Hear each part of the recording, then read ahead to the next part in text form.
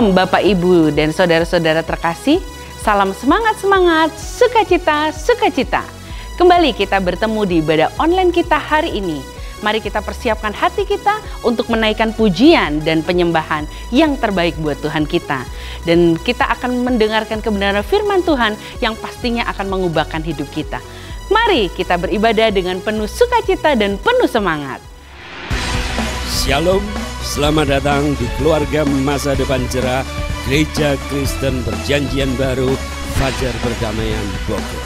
Anda bukan orang asing di sini, karena kita adalah satu keluarga di dalam Kristus.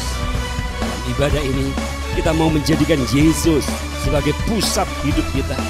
Biarlah semua ibadah kita hanya untuk memuliakan Tuhan saja. Haleluya. Sesuai dengan amanat agung Yesus Kristus, kita melakukan pemuritan untuk setiap anggota gereja. Semua yang melayani dalam gereja kita harus mengikuti pemuritan. Ada 2 paket pemuritan dalam gereja kita, yaitu dasar kekristenan atau DK dan hidup berjemaat atau disingkat dengan HB. Kami menganjurkan saudara-saudari mengikuti pemuritan ini dan pasti akan bertumbuh dan diberkati. Sebagai gereja sel, kami menyelenggarakan kelompok-kelompok kecil di rumah. Supaya apa? Supaya kehidupan kekristenan kita bukan hanya sebagai suatu acara saja, tetapi kekristenan adalah komunitas yang saling membangun satu dengan yang lain. Silakan lihat di warna jemaat untuk mengikuti sel grup yang terdekat, atau biasa kita sebut dengan kesan kelompok saling memperhatikan. Selamat datang dan selamat beribadah dengan sukacita. Tuhan Yesus memberkati.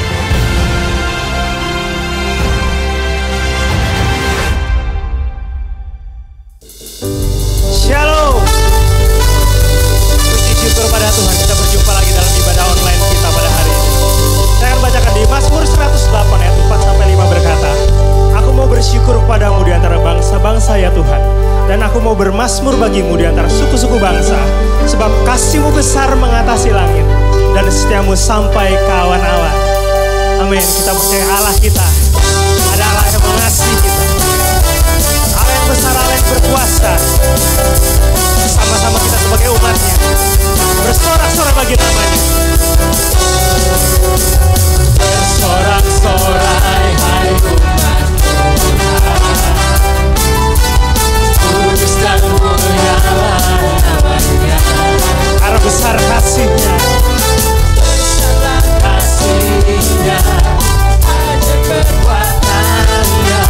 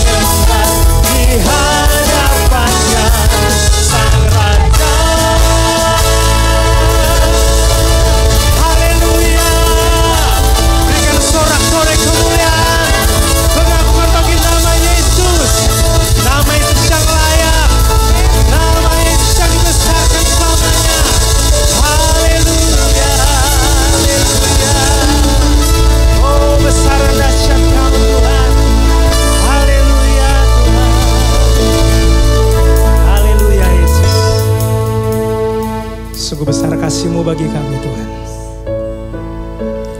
Yesus yang telah datang ke dunia, menyerahkan hidupnya bagi kita, mencurahkan darahnya untuk menebus setiap kita. Kami percaya kasih-Mu tidak berkesudahan dalam setiap kehidupan kami Tuhan. Kami percaya sampai hari ini Engkau tetap mengasihi kami. Engkau tetap menjaga setiap hidup kami Tuhan. Terima kasih Bapa. Terima kasih untuk karya salib-Mu Tuhan, yang sempurna menebuskan, yang sempurna untuk menyembuhkan kami Tuhan.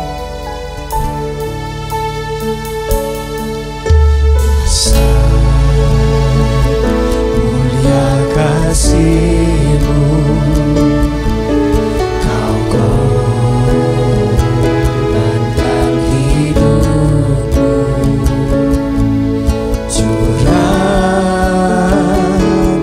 darah-Mu sebagai ganti dosa-Mu. Kau berikan harapan bagi kami Tuhan.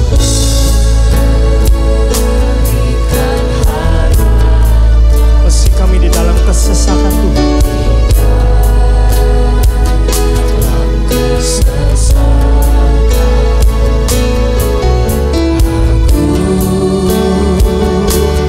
perbuatan-Mu, Yesus Tuhan menebusku. Karena kasih-Mu yang selamatkanku, menyucikan dan menebus hidupku. Tunaikan syukur buat pengorbanan Maha mulia dan terindah Yesus. Kau berikan pengharapan kami di dalam kesesakan. Berikan harapan di dalam kesesakan. Agung perbuatan-Mu Tuhan, agunglah perbuatan-Mu, Yesus Tuhan menebusku. Karena kasih-Mu yang selamatkanku, menyucikan dan menebus hidupku.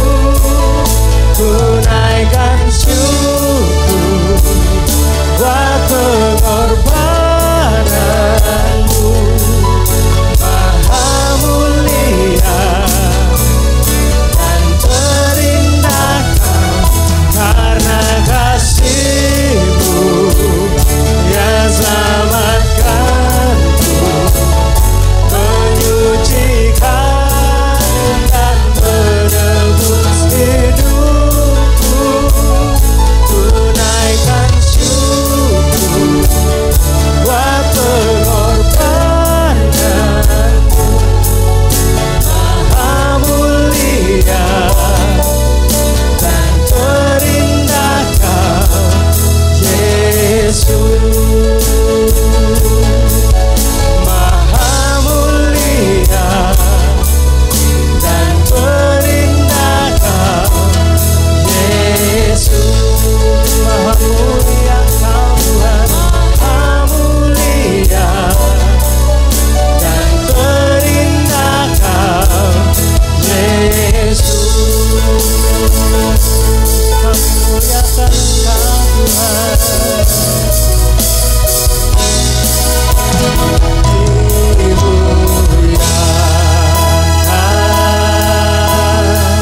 Mari sama-sama kita menyembah Tuhan. Ditinggikan, karena Engkau layak ditinggikan Tuhan. Yesus. Yesus Tuhan, Kau Rajaku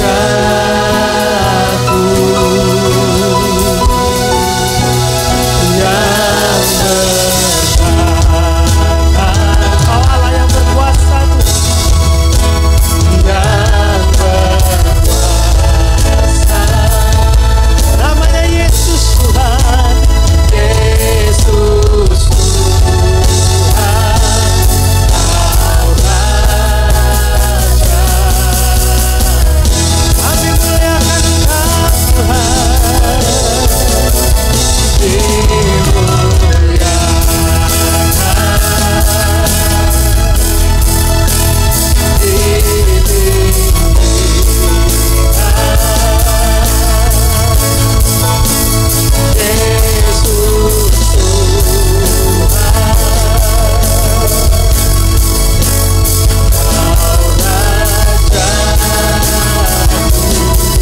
Allah yang bertahta,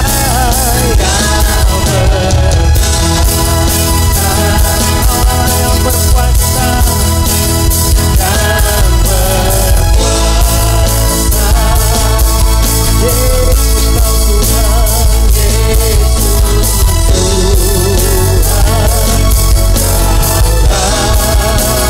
Raja. Namanya Yesus Tuhan, Yesus Tuhan, Kau Raja.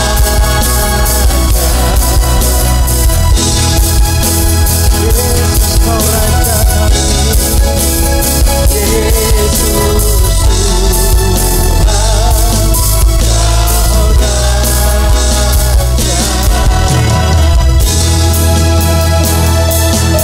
Yesus Tuhan Raja kami, Yesus yang layak terima segala hormat pujian. Usyara marala ya namu ya talala ya namu ya tamaya syana.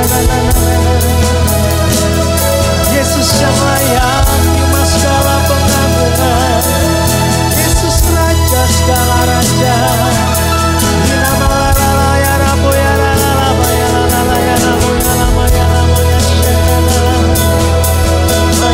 Yang bertahta selamanya, Yesus Allah yang berkuasa. Usyara malara matara malalaya lalaya anak domba yang layak terima segala penghormatan, Allah domba yang layak terima segala kuasa. Shibaratalalalalaya namoya tamaya syana. Sebab Kau Allah yang hidup selamanya Tuhan, Allah yang jadi pengharapan kami. Unalalalaya tabaya rabanamoya syana lalalalalaya rabanalalaya iralalalalaboya rabaya lalalaboya syikaralalaya.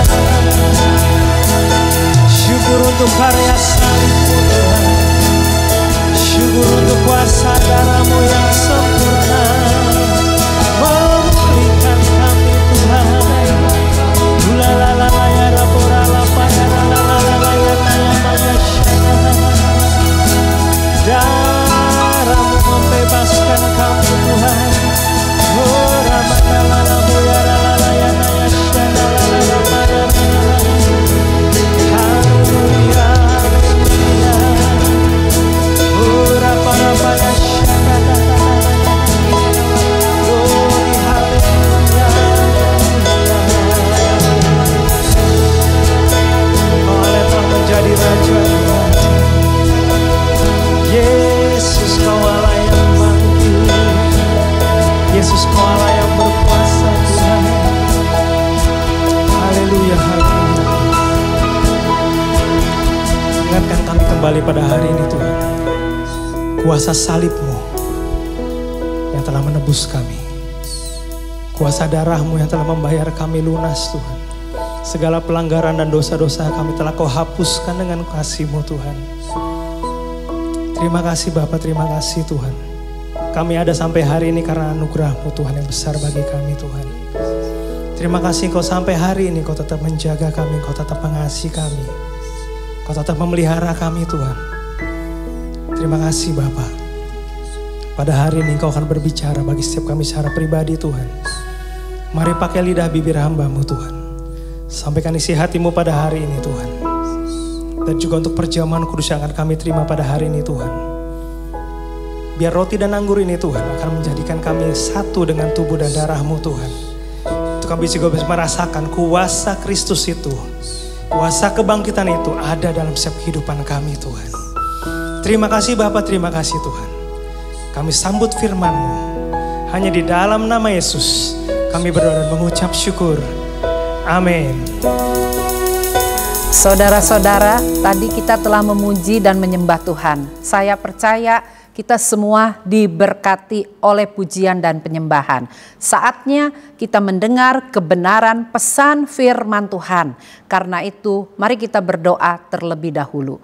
Tuhan Yesus, terima kasih kami boleh kembali mendengar sabda firman-Mu. Bapa, urapilah baik hamba, baik semua jemaat yang mendengar. Supaya apa yang kami dengar hari ini, biar kami bisa praktekkan dengan kekuatan dari Roh Kudus. Berbicaralah ya Bapa, kami siap mendengar. Di dalam nama Tuhan Yesus kami sudah berdoa. Saudara, pada saat ini kita akan mendengar satu tema yang berjudul bangunlah dan berdoalah. Saya ambil dalam Lukas 22 ayat 39 sampai 46. Saya akan bacakan ayat ini secara lengkap dan lebih cepat berhubung durasi waktu. Lalu pergilah Yesus keluar kota. Dan sebagaimana biasa ia menuju Bukit Zaitun. Murid-muridnya juga mengikuti dia. Setelah tiba di tempat itu, ia berkata kepada mereka, berdoalah supaya kamu jangan jatuh ke dalam pencobaan. Kemudian ia menjauhkan diri dari mereka, kira-kira sepelempar batu jaraknya.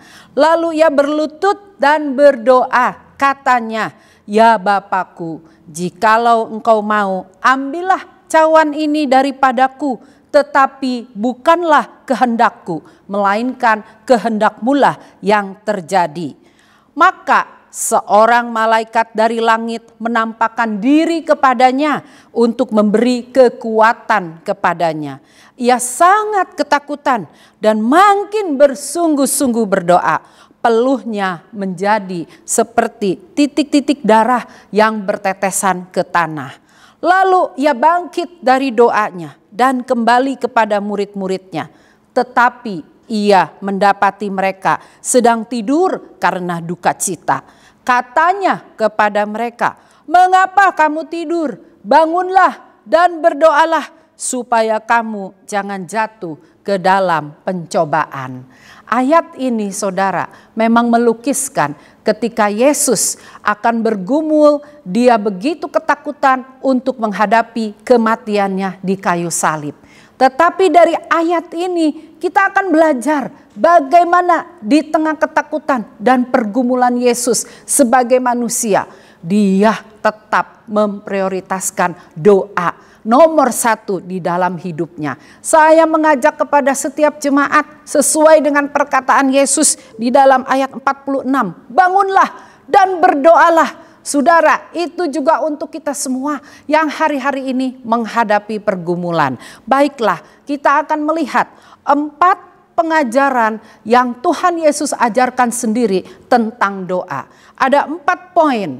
Yang pertama yaitu dari ayat 39 sampai 46 yang tadi kita sudah baca semuanya.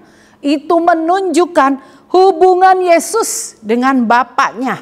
Bagaimana dia sebagai seorang anak suka berkomunikasi dengan Bapaknya. Saya yakin setiap anak-anak di dalam keluarga kita, ketika ayah ibunya mempunyai hubungan komunikasi yang baik, pasti anak-anak akan senang bercerita dengan kita. Pasti anak-anak akan dekat dengan orang tuanya. Demikian juga Yesus kepada Bapaknya. Saudara, ini menunjukkan bahwa hubungannya, connectednya begitu baik Yesus kepada Bapa. Kalau Yesus kepada Bapa begitu baik, maka saudara, kita pun sebagai anak-anak, murid-murid dari Tuhan Yesus, kita harus mempunyai connected yang kuat dengan Yesus kita. Dan ciri orang yang terconnected dengan Yesus, cirinya salah satunya adalah apa saudara? Suka berdoa. Jadi kalau saudara mengatakan saya sudah kok terconnected dengan Yesus, saya udah lama jadi Kristen, udah puluhan tahun, bahkan dari saya lahir. Tapi ingat saudara, apakah saudara suka berdoa? Apakah saudara mempunyai komunikasi yang baik dengan Tuhan Yesus? Itu cirinya orang yang terconnected dengan Tuhan Yesus. Dan saudara, di sini Yesus memberi teladan kepada kita semua untuk senang berdoa. Dulu anak saya Sarah sering nanya sama Pastor Fu, "Papa, kenapa Yesus itu mesti berdoa kepada Bapaknya? Kan Yesus itu hebat. Yesus itu adalah Tuhan yang menjelma jadi manusia. Kenapa dia mesti berdoa? Dia tinggal adakan saja mujizat. Dia tinggal adakan segala penyembuhan dan sebagainya."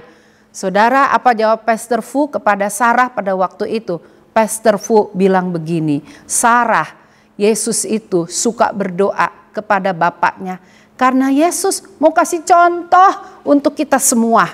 Yesus memberi teladan untuk kita semua bahwa kita pun sebagai manusia, apalagi kita manusia yang tidak sempurna, kita harus senang berdoa. Kita harus rajin datang kepada Yesus Tuhan kita." Itu pengajaran pertama saudara. Pengajaran kedua, Yesus berbicara apa tentang doa ini? Pada ayat 39 dikatakan, sebagaimana biasa ia menuju Bukit Zaitun. Sebagaimana biasa ia menuju Bukit Zaitun. Nah saudara, rupanya doa kepada Allah Bapa merupakan kebiasaan bagi Yesus. Dan murid-muridnya pun mengikuti dia. Bahkan di dalam Markus 1 ayat 35 dikatakan, pagi-pagi betul Yesus itu pergi ke Bukit Zaitun. Dan murid-muridnya menyusul dia karena orang banyak sedang mencari Yesus. Nah saudara, kita jadi lihat di sini murid-muridnya udah tahu bahwa Yesus tuh punya kebiasaan, punya hobi untuk apa saudara? Berdoa. Karena berdoa bukan hanya sekedar meminta, tetapi berdoa merupakan komunikasi kita dua arah dengan Allah Bapa, dengan Yesus saudara. Kita harus mempunyai komunikasi dua arah, bukan hanya sekedar meminta. Saudara, kita lihat di sini Yesus mempunyai kebiasaan untuk berdoa. Bahkan di ayat 40 Yesus berkata kepada mereka, berdoalah supaya kamu jangan jatuh ke dalam pencobaan. Berdoalah berarti katalah di situ adalah kalimat perintah. Yesus memberikan perintah ini karena doa merupakan gaya hidup Yesus. Yesus itu punya gaya hidup yang berdoa sekalipun dia adalah Tuhan yang menjelma menjadi manusia. Dia ingin kita pun seperti dia. Itu sebabnya dia memerintahkan kepada murid-muridnya untuk berdoalah. Itu adalah poin kedua. Poin ketiga pada ayat 40 dan 46. Perhatikan di sini. Ia berkata kepada mereka, itu di ayat 40. Dan kemudian di ayat 46, katanya kepada mereka. Nah di situ saudara ada perkataan yang sama, yaitu mereka. Jadi saudara, pengajaran doa yang selanjutnya dari Yesus, yaitu doa bukan sekedar doa pribadi saudara. Doa pribadi kita memang perlu, memang bagus karena masing-masing kita pasti punya kebutuhan.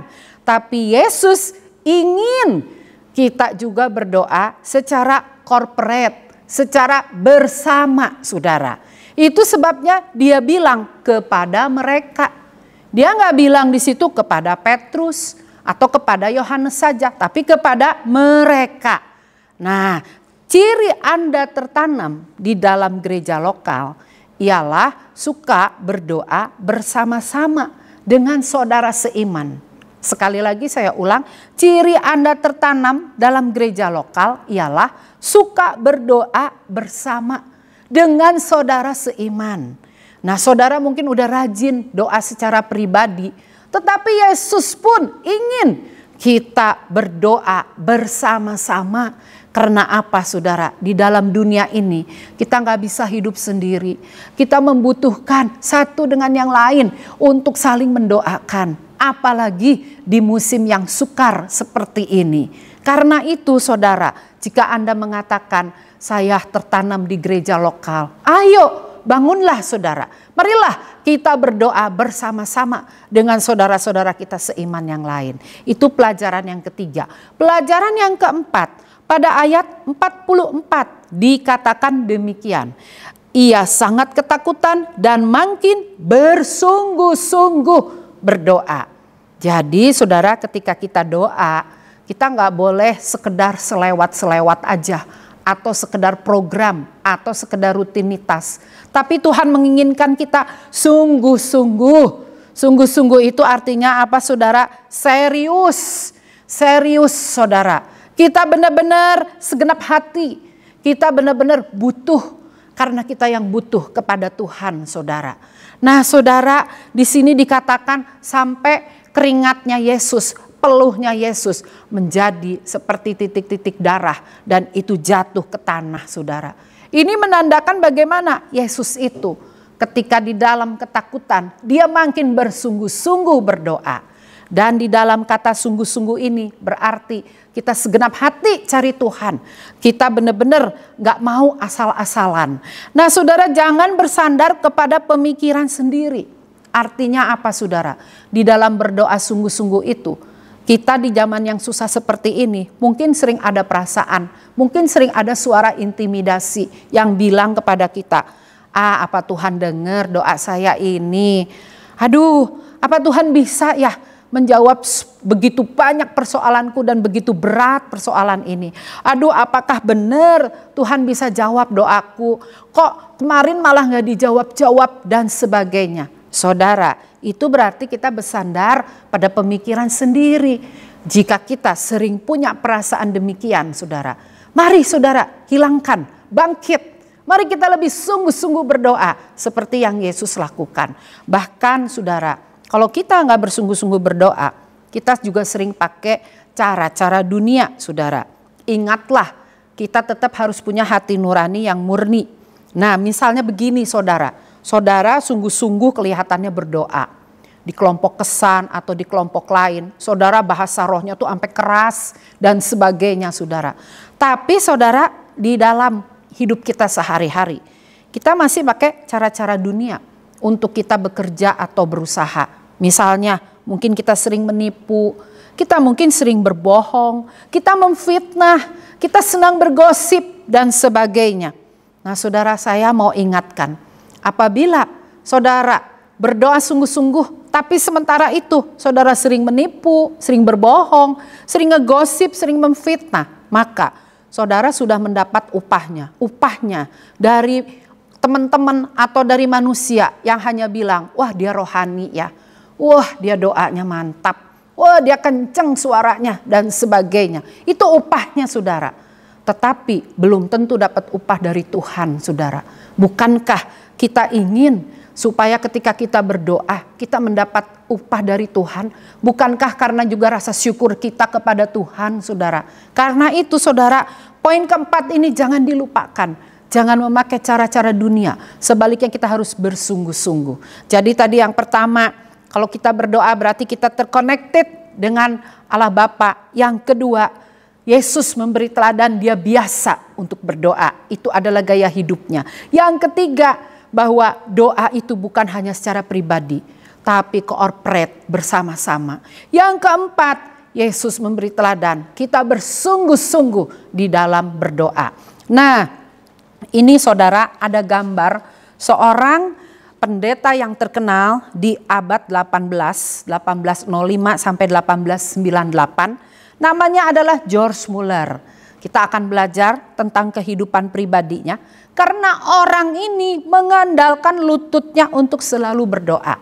Dia adalah seorang pemuda. Waktu itu lahir di Jerman, saudara, namanya aja udah George Muller. Dan dia itu saudara suka minum, suka bandel sebagai anak muda. Pada umur 21 tahun dia benar-benar bertobat, saudara. Dia akhirnya setelah sekolah pendeta, dia pergi ke Bristol di Inggris, saudara. Di Bristol dia mendirikan yatim piatu, saudara. Dan dia dikenal sebagai Bapak Yatim Piatu. Dan dia suka berdoa sehingga kehidupan imannya luar biasa. Mari saudara kita lihat gambar-gambarnya, saudara. Kita lihat di sini, saudara, itu ada anak-anak yatim piatu yang banyak. Dimulai dari 30 orang anak perempuan, saudara. Sampai akhirnya menjadi 300, sekian ratus, melonjak lagi jadi 2000. Dan terakhir sebelum dia meninggal, dia mempunyai 10.000 orang anak yatim piatu, saudara. Dan itu bukan hanya di Bristol, tapi tersebar di beberapa kota yang lain, saudara. Bayangkan saudara, begitu banyak saudara anak yatim piatu yang diasuhnya. Dimulai dari 30 anak wanita. Dan saudara lihat itu ada gambar rumah. Dia mula-mula menempatkan 30 anak yatim piatu itu, saudara, di rumahnya sendiri. Lalu karena makin banyak anak yatim piatu yang harus diurus, dia sampai membangun 5 rumah. Dan itu tanpa dia meminjam uang, tanpa dia meminta-minta. Kita kan sering ya sekarang mendengar orang dari yayasan Kristen inilah itulah, semua meminta, saudara ya. Mari donasikan, mari meminta supaya kita untuk pekerjaan Tuhan, untuk pekerjaan sosial. Tapi George Muller nggak pernah melakukan itu, saudara. George Muller datang kepada Tuhan dengan lututnya, dia minta kepada Tuhan. Sehingga saudara, dia nggak ada 1 sen pun hutang kepada bank atau dia meminta kepada para donatur. Dan saudara lihat, ini rumahnya besar-besar, menampung sampai 2000 anak, 5 rumah yang besar di Bristol itu, saudara. Yang lainnya tersebar anak-anak yatim piatu itu di berbagai kota yang lain. Pernah ada kisah, saudara, pada saat anaknya berjumlah 300 orang, itu saudara suatu hari mereka itu kekurangan makanan, nggak ada sarapan. Padahal besok pagi anak-anak harus sekolah. Malam itu George Muller dengan istrinya dan stafnya, mereka berdoa berlutut, saudara. Minta makanan untuk anak-anak yatim piatu 300 orang itu. Dan saudara, apa yang terjadi? Pagi-pagi ada orang mengantar roti dan susu, saudara, untuk sarapan mereka. Dan itu saudara datang dari bakery, saudara, yang ada di sekitar situ. Dan mereka diingatkan Tuhan untuk memberi roti itu. Padahal George Muller gak pernah meminta kepada mereka. Suatu saat lagi, saudara, pada saat anak yatim piatunya berjumlah 2000 anak, saudara, mereka pernah kekurangan uang. Sampai untuk beberapa hari mereka udah gak punya lagi dana untuk memberi makan 2000 anak, saudara. Apa yang George Muller lakukan? George Muller mengajak para stafnya berdoa lagi. Dan dia bilang, jangan takut. Allah akan mencukupkan semua pekerjaannya. Sebagaimana dia dulu udah mencukupkan aku dan semua pekerjaannya. Sekarang juga dia akan bertindak sama. Dan saudara mau tahu, beberapa jam setelah mereka berdoa, itu saudara ada berkontainer-kontainer makanan datang, saudara. Kemana, saudara? Ke tempat yatim piatu itu. Dan beberapa hari itu, saudara, semua makanan anak-anak bisa tercover dengan cukup. Dan sampai hari ini George Muller dan stafnya pun gak tahu, saudara, dari mana makanan itu datang. Itu adalah malaikat-malaikat yang mengirim makanan melalui siapa, saudara? Doanya George Muller. Saudara lihat, jadi yatim piatu ini bertambah besar, saudara, sampai akhirnya mencapai 10.000 anak, saudara, di zaman tersebut, saudara. Kita akan lihat video nanti, saudara, setelah saya ceritakan sedikit. Di video itu ada museum George Muller yang saudara bisa lihat. Kalau saudara pergi ke Bristol, ke Inggris, saudara bisa lihat sampai sekarang di situ ada museum George Muller yang terkenal. Dan di dalam museum itu ada foto-foto, ada lukisan-lukisan dia, juga perjalanan dia bukan hanya merawat anak-anak yatim piatu, tapi dia menjadi evangelis ke berbagai negara, ke India, ke Tiongkok, ke Kanada dan sebagainya. Nah, saudara, salah satu foto itu menceritakan bagaimana di situ George Muller itu mau pergi ke Quebec di Kanada, saudara, dengan para stafnya, mau menginjili di sana dan mau melihat anak-anak yatim piatu di sana. Tapi saudara, nahkoda kapal melarang pergi. Karena apa? Hari itu tepat mereka mau pergi, badai besar terjadi di laut tersebut, saudara. Dan waktu itu belum ada pesawat, jadi mereka naik kapal laut, saudara. Pada saat itu, saudara, George Muller bilang gimana sama nahkodanya? Gak usah khawatir, kita tetap pergi. Ayo kita ke bawah. Dia ajak nahkoda itu ke bawah kapal, saudara. Di situ dia berdoa dengan nahkoda tersebut, saudara. Berdoa sederhana, hanya meminta Tuhan menolong meredakan badai. Dan saudara, setelah itu dia ajak lagi nahkodanya naik ke atas. Nahkodanya terbelalak, saudara. Melihat apa? Badai yang tadinya demikian menakutkan, saudara, tiba-tiba jadi tenang. Langit cerah, saudara. Ombak pun menjadi tenang. Nah, saudara, kita lihat videonya. Sangat menarik, saudara. Saudara simak video ini.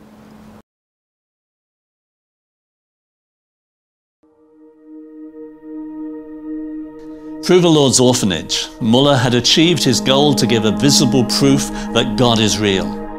At the age of 70, Muller showed no signs of slowing down. He wanted to do more to glorify God. I'm visiting the Muller Museum in Bristol to meet Sarah McFadden to learn more of the miraculous events that occurred in Muller's later life.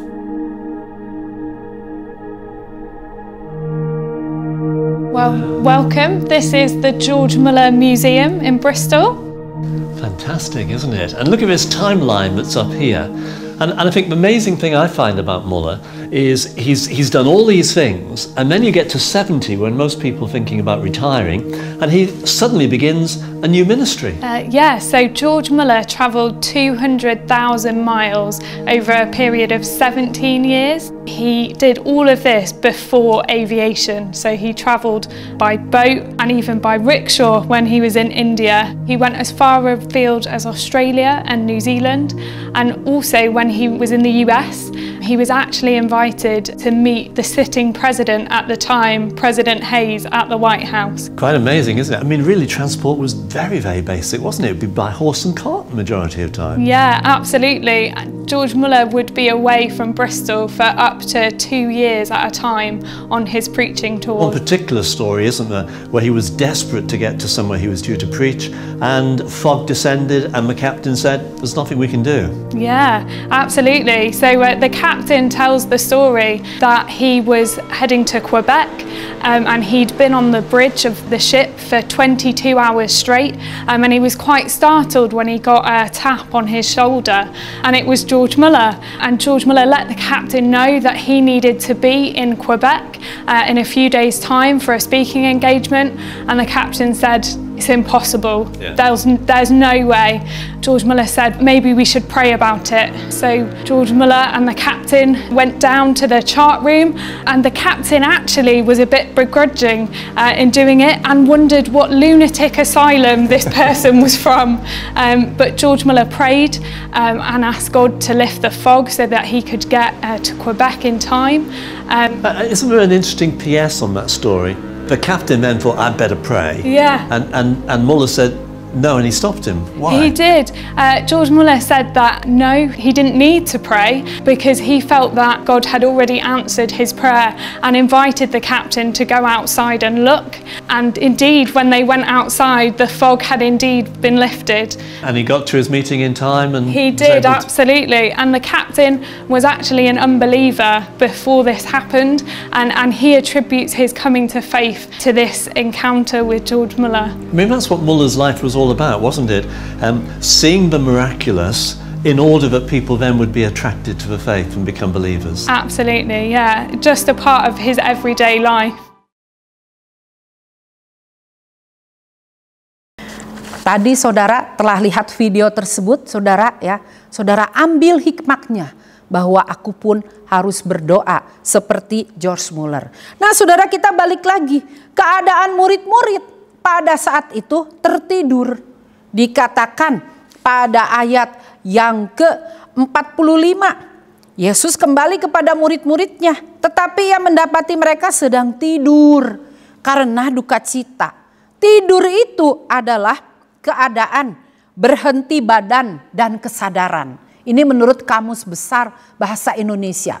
Tidur artinya keadaan berhenti badan dan kesadaran. Penyebab tidur bisa berbagai macam. Di sini adalah duka cita. Dan saya bisa samakan dengan capek, saudara. Jadi saudara, kalau orang udah duka cita, dia udah saking sedih, terus udah gitu badannya capek, saudara, itu biasanya berhubungan yang pada ayat 45 tadi. Nah mungkin di dalam masa pandemi ini kita terlalu lelah menghadapi hidup ini, saudara. Kita banyak tekanan yang terus menerus, saudara, sehingga kita menyebabkan capek, duka cita. Sehingga kita udah dah gak usah berdoa lagi deh. Udah doa saya asal-asalan aja. Buktinya kok belum dijawab-jawab dan sebagainya. Nah saudara, itu yang menyebabkan kita itu jadi enggan berdoa. Seperti murid-murid Yesus. Atau bisa juga karena terlena, nyaman. Wah enak keadaan saya. Saya sih udah tenang-tenang aja deh. Udah enak deh, gak ada gangguan.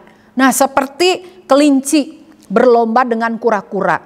Lalu kelinci pikir dia sih pasti bisa mencapai duluan garis finish, saudara. Itu sebabnya dia duduk-duduk. Lalu kemudian saudara ada angin sepoi-sepoi. Dia merasa nyaman. Dan akhirnya kelinci itu tidur, saudara. Sebaliknya kura-kura yang jalannya lambat, dia gak mau terlena. Dia terus tahap demi tahap sekalipun lambat, dia terus, saudara, mencapai garis finish itu. Dan pada cerita itu dikatakan kura-kura lah yang menjadi pemenangnya, saudara. Nah ini menunjukkan sikap terlena, sikap nyaman, saudara. Itu akan membuat kita tidak mau berdoa, saudara. Itu sebabnya mari saudara bangun, mari tinggalkan segala kenyamanan, kecapean dan duka cita kita. Nah hasil doanya apa, saudara? Sesuai dengan perkataan Kristus, hasil doa apa? Pada ayat 40 dan 46 di situ dikatakan berdoalah supaya kamu jangan jatuh ke dalam pencobaan. Pencobaan itu hampir identik dengan dosa. Karena apa, saudara? Ketika pencobaan datang, ketika itu terus kita senangi dan kita buahi, apa yang terjadi? Kita bisa jatuh di dalam dosa. Itu seperti Yakobus katakan. Dan memang di sini Yesus mengatakan pada waktu dia mau disalib, dia tahu nanti murid-muridnya itu kalau sampai tidak berdoa, maka apa yang terjadi? Murid-muridnya pasti akan menyangkal imannya. Murid-muridnya pasti akan benar-benar kecewa meninggalkan Yesus. Sebab itu Yesus bilang, berdoalah supaya kamu jangan jatuh dalam pencobaan. Dan keterikatan akan kebiasaan buruk terjadi karena kita jarang atau enggan berdoa. Jadi kita jatuh lagi karena kita mungkin jarang atau enggan berdoa. Doa yang benar akan mengubah pola pikir di dalam hidup kita. Misalnya saudara ya, ada seorang anak bilang gini kepada papahnya. Papa, kok papa berdoa terus tapi kok kayaknya gak dapat apa-apa. Nah terus papanya dengan tenang menjawab, engkau jangan menyamakan doa itu selalu dengan minta. Minta materi, minta keberhasilan, minta berkat. Nah, kalau demikian caranya, maka saudara, Tuhan kita itu seperti dukun atau seperti jin di dalam lampu Aladin yang tinggal digosok-gosok, jinnya datang lalu mau minta apa? Pasti dikabulkan. Nah, saudara, ayahnya itu bilang, aku mendapatkan banyak hal dengan aku suka berdoa. Papa bisa lebih mengasihi kamu, papa bisa lebih mengasihi mamamu, papa juga bisa lebih mengasihi teman-teman papa. Nah saudara, lihat bahwa kebiasaan-kebiasaan buruk, segala macam hal yang tidak baik, itu saudara lama-lama akan hilang ketika apa? Kita pun berdoa. Maka dari itu bangun dan berdoalah. Kemudian hasil doa yang lain saudara, yaitu pada ayat 42 dikatakan, bukan kehendakku, melainkan kehendakmu. Nah, ada ilustrasi, saudara. Seorang ayah mau menukar kalungnya kepada anaknya. Dulu kalung yang dipakai anaknya itu hanya kalung biasa. Lalu anaknya itu suka sekali. Dan ketika mau ditukar, anaknya nangis. Dia bilang, saya nggak mau ditukar. Saya senang kalung ini terbaik, terbagus. Nah, Saudara, ayahnya membujuknya sampai dia nggak mau, saudara. Nah, sampai akhirnya saudara, setelah dia agak besaran, akhirnya ibunya menjelaskan, kalung yang mau diganti oleh papahmu ini adalah kalung yang lebih bernilai. Ini bukan kalung biasa, ini kalung mutiara asli. Dan ibunya memperlihatkan kalung itu kepada anaknya. Ini loh kalung mutiara asli. Dan anaknya akhirnya dia mengerti, saudara. Dan akhirnya dia memakai kalung yang lebih bagus dan lebih bernilai. Jadi saudara, inilah makna dari bukan kehendakku yang jadi, tapi kehendak-Mu. Yang terakhir saudara, hasil doa kita. Kalau itu sesuai dengan perkataan Kristus, yaitu pada ayat 43 dikatakan demikian. Maka seorang malaikat dari langit menampakkan diri kepadanya untuk memberi kekuatan kepadanya. Saudara, jika kita senang berdoa, maka Tuhan akan memberi kekuatan, saudara, kepada kita semua. Dia akan memberi kekuatan yang baru. Bahkan apa, saudara, mendapat kemenangan. Karena apa? Yesus pun ketika dia disalib, dia dikubur, 3 hari kemudian dia bangkit, dia merebut kunci alam maut. Saudara, ini menandakan kemenangan yang luar biasa. Sehingga kita sampai hari ini, semua kita bisa ditebus oleh darah Yesus. Sebentar kita akan menerima perjamuan kudus. Itu adalah bukti bahwa Tuhan Yesus itu suka berdoa, saudara. Bahwa dia mendapat kekuatan pada saat dia bergumul. Dan pada saat itu dia juga mendapat kemenangan, saudara. Sehingga dosa-dosa kita bisa diampuninya. Kesimpulannya untuk khotbah saya pada hari ini ada di ayat 46. Bangunlah dan berdoalah. Mari saudara, kita semua di tahun 2021 ini, kita bukan hanya berdoa pribadi, tapi kita juga berdoa bersama, doa corporate. Contohnya dalam doa jemaat Rabu, dalam doa puasa jemaat, dalam doa fajar kita setiap hari Senin pagi. Ayo saudara, kita berdoa bersama. Saya yakin kuasa doa itu terbesar, saudara, dari semua kuasa-kuasa yang lain, saudara. Karena kita tahu dengan doa kita menghindarkan diri dari pencobaan dan sebagainya, saudara. Demikianlah, saudara, firman Tuhan pada hari ini, saudara. Mari kita bangun dan kita berdoa. Tuhan Yesus memberkati. Saudara, tadi kita telah mendengar pesan kebenaran firman Tuhan, di mana Yesus dia lebih sungguh-sungguh berdoa lagi ketika di dalam ketakutan dan pergumulan. Saya percaya itu juga bagi kita semua, karena Yesuslah yang sudah menanggung penderitaan sehebat itu, dan dia telah menanggung banyak bantahan yang sehebat itu. Namun tetap dia tekun memikul salibnya, seperti Ibrani 12 ayat 1 dan 2 mengatakan. Sebab itu saudara, di tengah segala pergumulan, perjuangan hidup kita, mari kita fokus kepada Dia. Saat ini saudara, kita akan mengangkat cawan dan roti, saudara. Ini melambangkan bagaimana Yesus yang telah menderita bagi kita, Dia pun telah memperoleh kemenangan yang sejati. Karena itu, mari hari ini kita akan melakukan perjamuan kudus dengan segenap hati. Kita fokus kepada Dia, nyatakan kasih kita dan komitmen kita kepada Dia. Kita nyanyikan lagu ini, Yesus Kau kebenaran. Yesus Kau kebenaran. Sama-sama yang di rumah menyanyikan. Dan berharap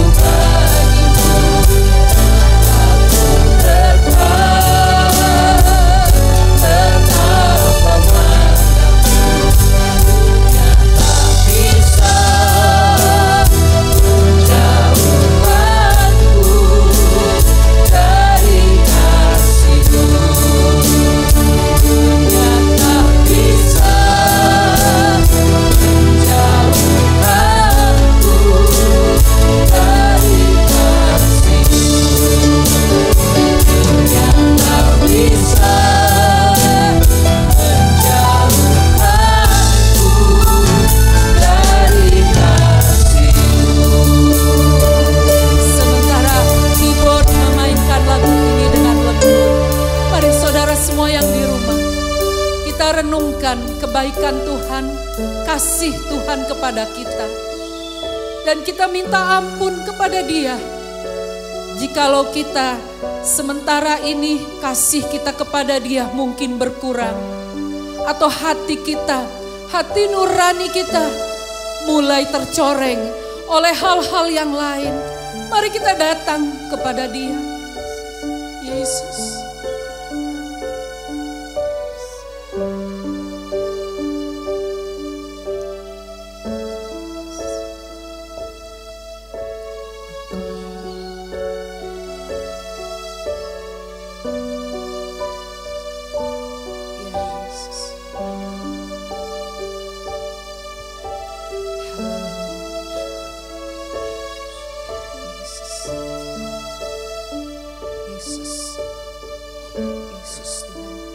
Mari kita angkat cawan, mari kita angkat roti pada tangan kanan kita melebihi di atas kepala kita. Sebelum kita memakan roti ini bersama-sama, saya akan membacakan kebenaran firman Tuhan. Pada malam waktu ia mengalami pergumulan dan ketika ia mau diserahkan. Sebab apa yang telah kuteruskan kepadamu telah aku terima dari Tuhan, yaitu bahwa Tuhan Yesus pada malam waktu ia diserahkan mengambil roti, dan sesudah itu ia mengucap syukur atasnya. Ia memecah-mecahkannya dan berkata, inilah tubuhku yang diserahkan bagi kamu, perbuatlah ini menjadi peringatan akan aku. Apakah saudara yang di sini maupun yang di rumah percaya bahwa roti ini adalah lambang dari tubuh Yesus yang dipecahkan supaya kita bersatu di dalamnya? Amin. Mari saudara yang di rumah semua, kita akan memakannya bersama-sama di dalam nama Tuhan Yesus.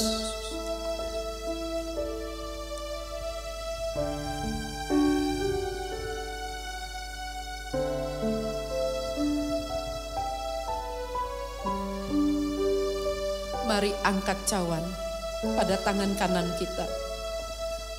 Demikian juga yang mengambil cawan sesudah makan, lalu berkata, cawan ini adalah perjanjian baru yang dimeteraikan oleh darahku. Perbuatlah ini setiap kali kamu meminumnya menjadi peringatan akan aku. Sebab setiap kali kamu makan roti ini dan minum cawan ini, kamu memberitakan kematian Tuhan sampai Ia datang. Apakah saudara percaya bahwa cawan ini adalah lambang dari darah Yesus yang dicurahkan supaya dosa-dosa kita diampuninya? Amin. Mari saudara, kita akan meminumnya bersama-sama di dalam nama Tuhan Yesus.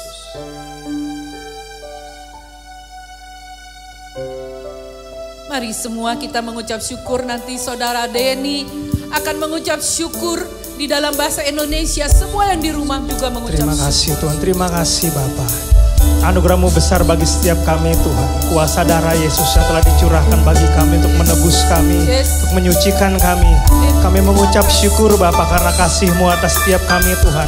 Bahkan di dalam masa pandemi seperti ini Tuhan, kami bisa rasakan kasih Tuhan tetap menuntun setiap kehidupan kami Bapa. Terima kasih Bapa, Engkau memelihara kami Tuhan. Terima kasih Bapa karena Engkau tidak pernah meninggalkan kami. Terima kasih untuk anugerah-Mu Tuhan. Terima kasih Bapak, biar kami mengembalikan kasih kami hanya kepada Engkau Tuhan. Yang membuatkan komitmen kami Tuhan. Ibadah kami hanya kepada Engkau, ucapan syukur kami melimpah-limpah hanya untuk Engkau saja Tuhan. Terima kasih Bapak, terima kasih Tuhan. Terima kasih kami mengucap syukur untuk anugerah-Mu dalam hidup kami Bapak. Terima kasih Tuhan, dalam nama Yesus. Dalam nama Tuhan Yesus kami sudah mengucap syukur. Amin. Bapak, Ibu, dan saudara-saudara terkasih, saya percaya pujian, penyembahan, dan firman Tuhan yang sudah dibagikan menjadi kekuatan bagi kita. Sebagai ucapan syukur untuk perpuluhan, persembahan, dana diakonia, dan dana pembangunan gereja bisa Bapak, Ibu, dan Saudara kirim atau transfer ke nomor rekening yang tertera di layar saudara. Untuk perpuluhan, persembahan juga dapat dilakukan dengan transfer melalui OVO dan GoPay dengan men-scan QR yang ada di layar Bapak, Ibu, Saudara. Jadi, untuk persembahan dan perpuluhan bisa dilakukan dengan dua cara, yaitu transfer ke rekening BCA seperti biasa dan melalui OVO atau GoPay. Berkenaan dengan situasi yang terjadi saat ini, belum memungkinkan untuk kita berkumpul di gedung gereja. Karena itu, ibadah dan kegiatan gereja lainnya diadakan secara online. Jadi untuk Sabtu dan Minggu tanggal 13 dan 14 Februari diadakan secara online. Kebaktian diadakan secara online dan dapat diakses mulai dari hari Sabtu pukul 17 WIB melalui YouTube dengan channel MDC Bogor Online.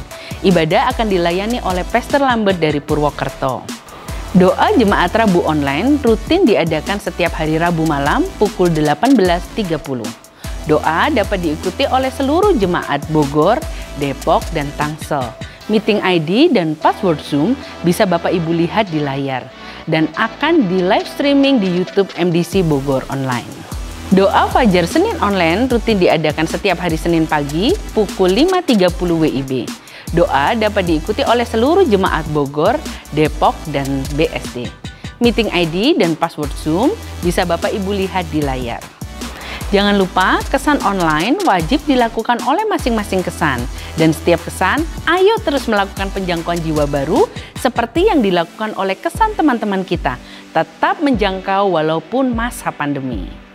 Alpha Course Online adalah kursus yang membahas pertanyaan seputar kehidupan ditinjau dari sudut pandang kekristenan dalam suasana yang santai dan menarik. Ada games berhadiah, video pengajaran yang seru, dan diskusi yang akrab. Alpha Course Online dimulai 14 Maret 2021 untuk Bogor, Depok, dan Tangsel. Ada Alpha Remaja, Alpha Youth, dan Alpha Keluarga. Alpha Course ini gratis. Jemaat dapat mengajak keluarga atau sahabat untuk ikut dalam Alpha Course Online. Bagi jemaat yang belum tergabung dalam kesan, dapat mengikuti Alpha Course juga. Untuk info lebih lanjut, dapat menghubungi kontak person yang tertera di layar Bapak Ibu Saudara.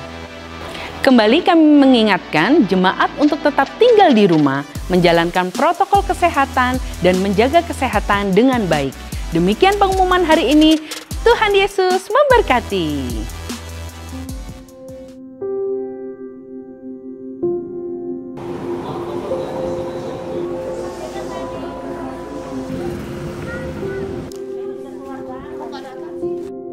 Waktu saya muda dulu, saya obat-obatan, saya narkoba. Setelah saya berumah tangga juga nggak ada hal yang berubah di hidup saya. Kalau obatan saya nggak lagi, cuman sebelum ikut Alpha dan setelah berumah tangga itu saya pernah nyakitin hati suami saya. Itu nggak semua orang tahu, hanya aku dan dia aja yang pernah tahu. Itu titik terendah di rumah tangga, nyakitin hati dia. Dan kami banyak utang dulunya.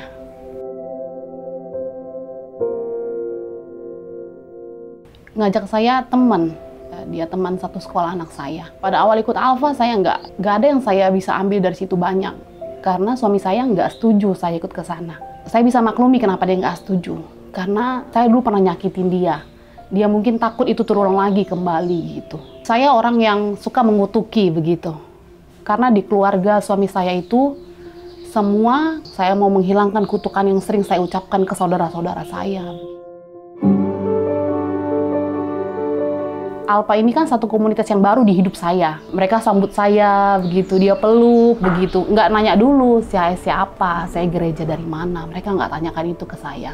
Saya masuk, dia nggak nanya saya siapa, saya teman siapa. Mereka nggak tanya. Mereka peluk saya.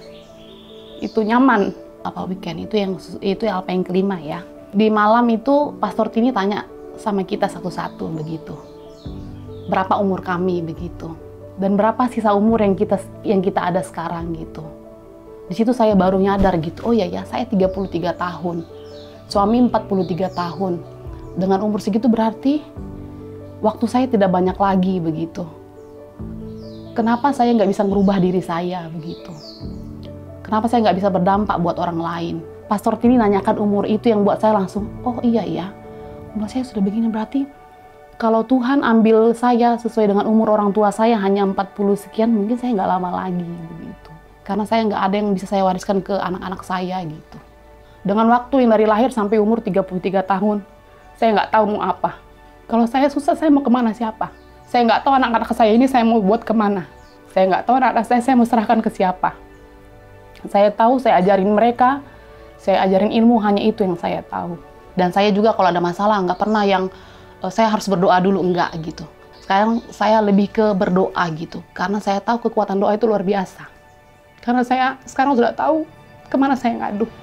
Sekarang saya ajarkan anak-anak saya lebih mengajarkan untuk mereka berdoa dan berserah kepada Tuhan.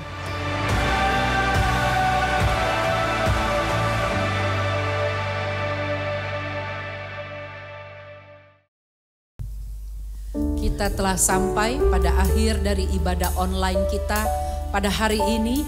Saudara, mari semua jemaat saya undang untuk benar-benar bisa ikut berdoa, baik secara pribadi maupun secara gereja, saudara. Seperti firman Tuhan mengajarkan kepada kita, mari kita harus suka untuk berdoa.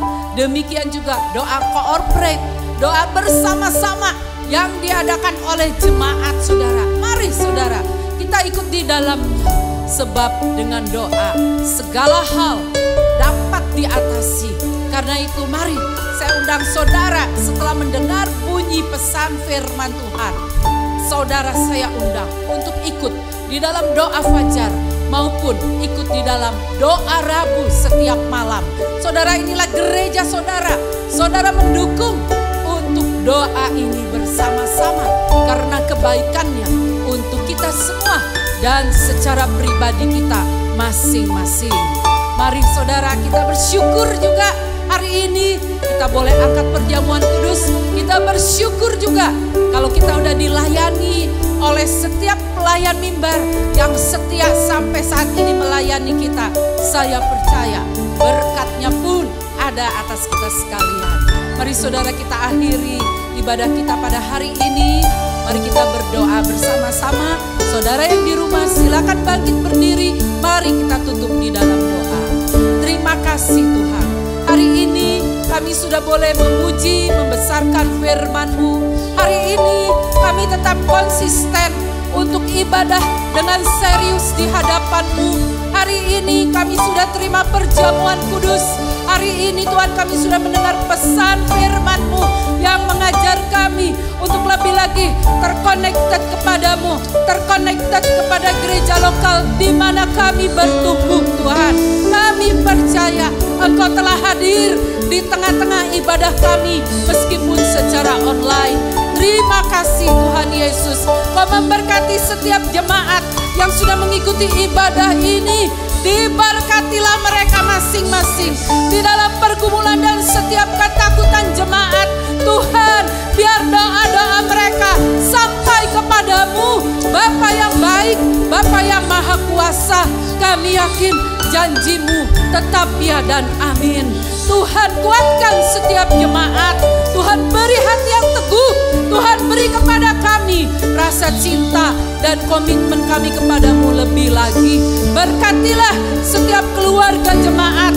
Berkatilah setiap pekerjaan jemaat, setiap sekolah jemaat, setiap apapun yang dilakukan dibuat berhasil pada minggu ini Tuhan.